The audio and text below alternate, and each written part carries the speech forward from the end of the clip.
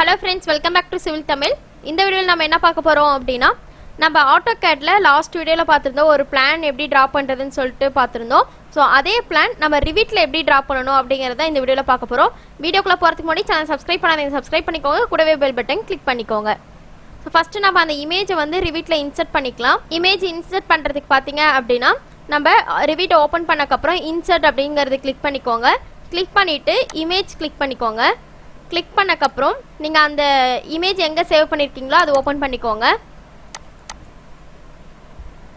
So அந்த image open double click பண்ணீங்க அப்படினா இந்த மாதிரி ஒரு இன்டு மார்க் மாதிரி இருக்கும். சோ அது ஏதாவது ஒரு இடத்துல கிளிக் பண்ணிக்கோங்க. ஓகேங்களா? இப்போ நான் இந்த இடத்துல பிளேஸ் பண்றேன் அப்படினா இந்த இடத்துல ஒரு கிளிக் பண்ணீங்கன்னா உங்களுக்கு இந்த மாதிரி இமேஜ் வந்து கிடைச்சிரும். ஓகேங்களா? சோ இத மூவ் பண்ணி அந்த எலிவேஷனுக்கு அந்த பக்கம் வெச்சுக்கோங்க. ஏனா இது ரெஃபரன்ஸ்க்காக தான். அதனால இத இப்படி மூவ் பண்ணிக்கலாம். இந்த நாலு எலிவேஷனுக்கு உள்ள இல்லாத மாதிரி பாத்துக்கோங்க. ஓகேங்களா?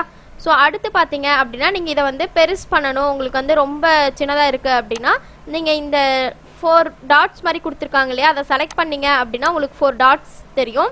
அதை கிளிக் பண்ணி டிராக் பண்ணீங்கன்னா உங்களுக்கு வந்து பெருசாகும். அதே போல உள்ள டிராக் பண்ணீங்க அப்படினா உங்களுக்கு சின்னதாயிடும். ஓகேவா? சோ இப்போ ஃபர்ஸ்ட் டிரா பண்ணலாம். இதுல வந்து நம்ம டிரா பண்ண வேண்டியது வால். சோ வால்ல பாத்தீங்க அப்படினா நமக்கு 9 inch thickness-உம் இருக்கும். அதே போல 4.5 inch thickness-உம் இருக்கும். 9 inch thickness எல்லாமே பாத்தீங்க அப்படினா அவுட்டர் வால்க்கு போடுவோம்.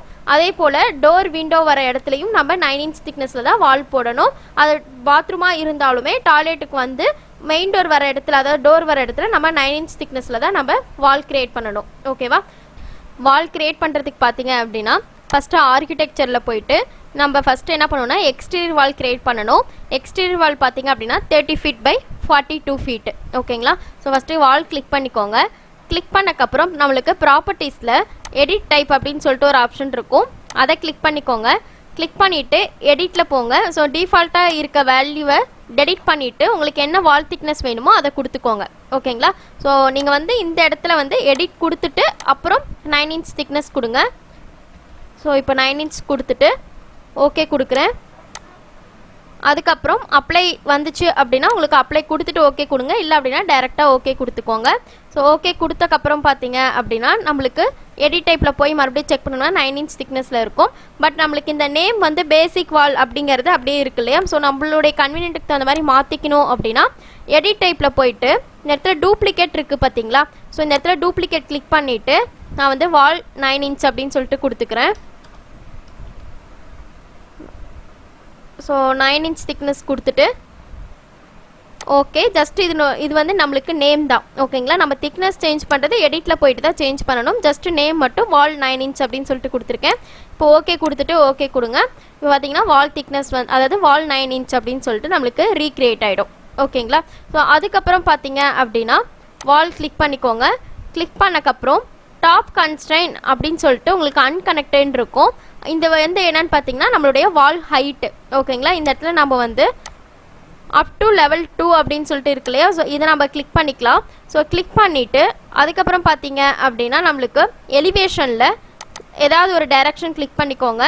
ஸோ கிளிக் பண்ணிங்க அப்படின்னா லெவல் 1 லெவல் 2 இருக்கும்.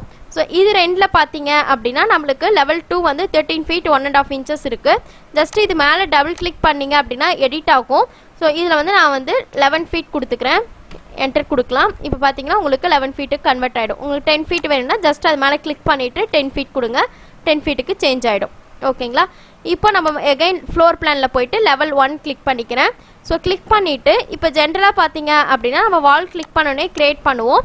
ஸோ உங்களுக்கு வந்து யூனிட் செட் ஆகலை, அதாவது எம்எம்ல இருக்குது அப்படின்னா யூஎன் அப்படிங்கிறது கொடுத்துட்டு இந்த இடத்துல லென்த்துன்னு இருக்க இடத்துல உங்களுக்கு வந்து டெசிமலில் இருந்துச்சு இல்லை மில்லிமீட்டர் மீட்டர் இந்த மாதிரி இருந்துச்சுன்னா நீங்கள் ஃபீட் அண்ட் ஃப்ராக்ஷனல் இன்ச்சஸ் கொடுத்துட்டு ஓகே கொடுத்தீங்கன்னா உங்களுக்கு வந்து யூனிட் செட் ஆகிடும். ஓகேங்களா?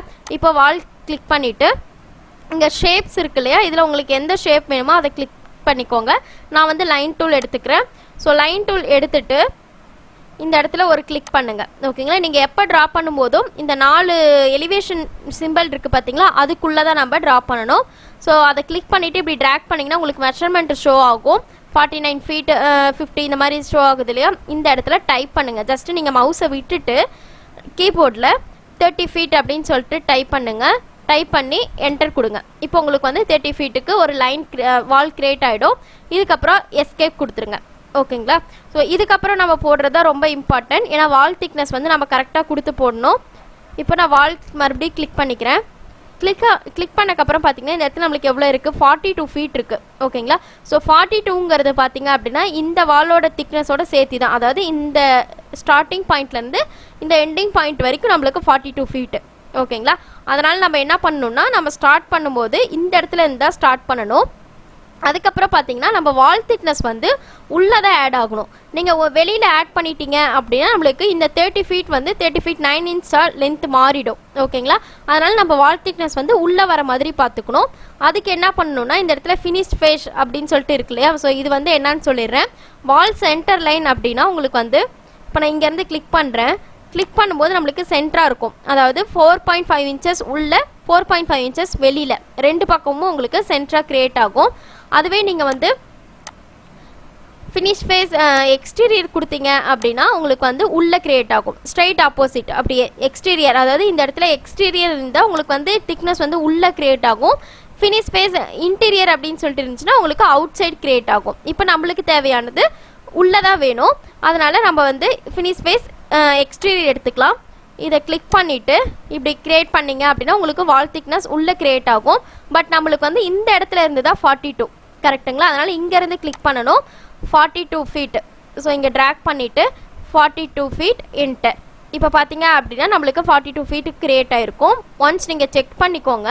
இந்த இடத்துல மெஷர் பிட்வீன் 2 ரெஃபரன்சஸ் அப்படின்னு சொல்லிட்டு இருக்குல்ல, இதை கிளிக் பண்ணிவிட்டு இப்போ இந்த பாயிண்ட்லேருந்து இந்த பாயிண்ட்டு கிளிக் பண்ணுங்கள். 30 ஃபீட் இருக்குது.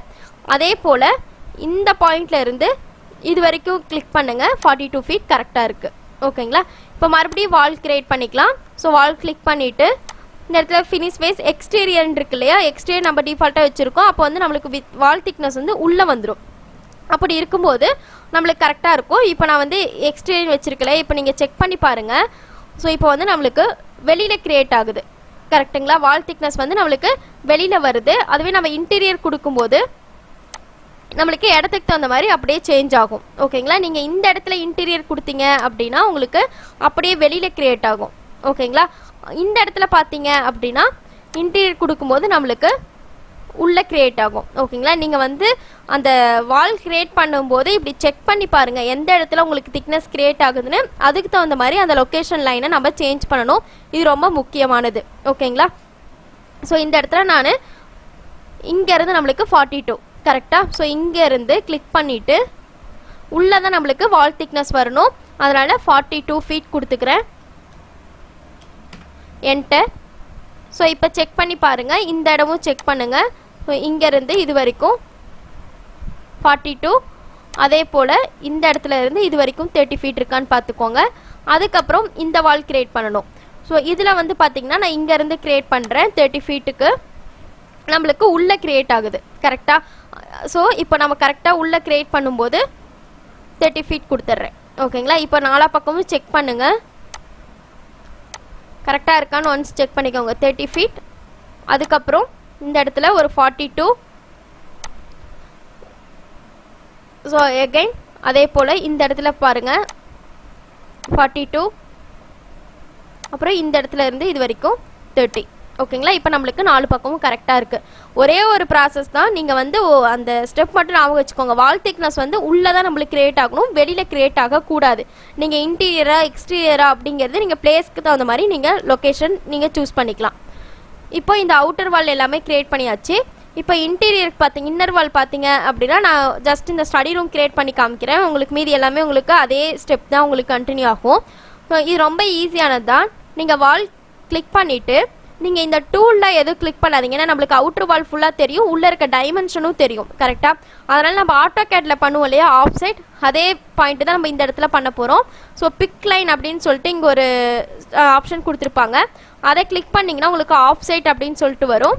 இதில் நான் வந்து எவ்வளோ கொடுக்கணும் அப்படின்னா நம்மளுக்கு உள்ளே எவ்வளோ கொடுத்துருக்காங்க 10 feet 6 inch. ஓகேங்களா. அதே எக்ஸ் டைரக்ஷனில் 10 அடி, ஒய் டைரக்ஷனில் 11 அடி. இப்போ நான் ஆஃப் சைட் வந்து 10 அடி கொடுத்துக்கிறேன். 10 feet 6 inches கொடுத்துட்டு நம்மளுக்கு இந்த இடத்துல என்ன இருக்குன்னா ஃபினிஷ் ஃபேஸ் இன்டீரியர் அப்படின்னு சொல்லிட்டு இருக்கா. இப்போ நீங்கள் வந்து பிக் லைன் கொடுத்து பாருங்கள். இப்போது நான் இங்கேருந்து கிளிக் பண்ணுறேன். ஓகேங்களா. ஏன்னா நம்மளுக்கு வந்து உள்ளே இருக்க டைமென்ஷன் தான் நம்மளுக்கு இந்த டைமென்ஷன். ஸ்டடி ரூம் 10 அடிக்கு 11 அடின்றது உள்ளே இருக்க டைமென்ஷன் வித்தவுட் வால் திக்னஸ். ஓகேங்களா. அதனால் இங்கேருந்து கிளிக் பண்ணுறேன். ஸோ இங்கேருந்து கிளிக் பண்ணும்போது உங்களுக்கு ஒரு டாட்டர் லைன் மாதிரி காட்டுதா. ஸோ அந்த டாட்டர் லைன் மாதிரி காட்டும். இப்போது நான் இந்த இடத்துல கிளிக் பண்ணுறேன். ஸோ கிளிக் பண்ணிவிட்டு இப்போ நான் மெஷர்மெண்ட் எடுத்து பார்க்குறேன்.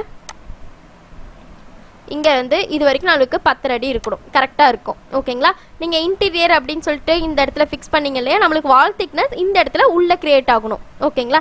எல்லா இடத்துலையுமே உங்களுக்கு அவுட்ரு வால் ஆகட்டும் இன்னர் வால் ஆகட்டும், நீங்கள் எந்த ஒரு வால் எடுத்தீங்கனாலும் வால் திக்னஸ் வந்து உள்ளே க்ரியேட் ஆனால் கரெக்டாக இருக்கும். ஓகேங்களா. இந்த ஸ்டெப் மறக்காமல் பண்ணுங்கள், உங்களுக்கு ஈஸியாகிடும். அடுத்து பார்த்தீங்க அப்படின்னா ஒய் டைரக்ஷனில் வந்து 11 அடி இருக்குது. வால் கிளிக் பண்ணிக்கிறேன், பிக் லைன் எடுத்துக்கிறேன். அதே போல் இந்த இடத்துல ஆப்செட் வந்து 11 அடி கொடுக்குறேன். கொடுத்துட்டு இந்த இடத்துலேருந்து நம்ம க்ரியேட் பண்ணணும். கரெக்டுங்களா. ஸோ நம்ம வித்தவுட் வால் திக்னஸ் தான் நம்மளுக்கு டைமென்ஷன் கொடுத்துருக்காங்க. அதனால் இங்கேருந்து கிளிக் பண்ணுறேன். 11 அடி க்ரியேட் ஆகிருக்கு. இப்போ செக் பண்ணிக்கலாம்.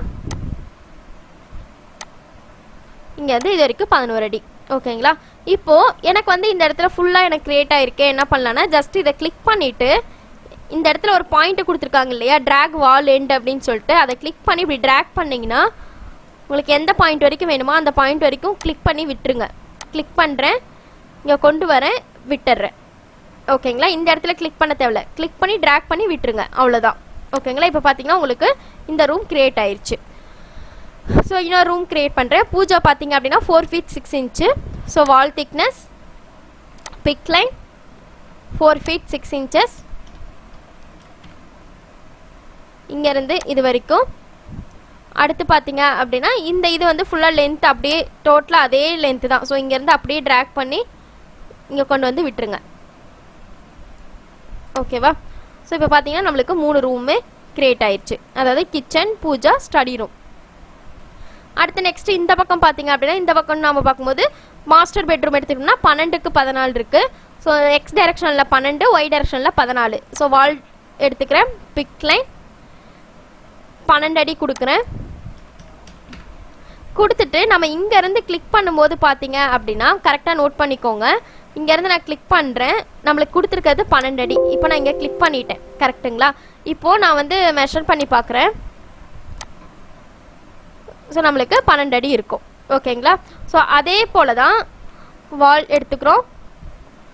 இந்த இடத்துல நம்மளுக்கு 14 அடி Y direction. So pick line 14 offset கொடுத்துக்கிறேன். ஸோ இங்கேருந்து க்ரியேட் பண்ணுறேன் 14 அடி. ஓகேங்களா. இப்போ இதை நம்மளுக்கு தேவையான அளவுக்கு ட்ரிம் பண்ணிக்கலாம். ஸோ இங்கேருந்து இது வரைக்கும். நெக்ஸ்ட்டு இதை கிளிக் பண்ணிவிட்டு இங்கேருந்து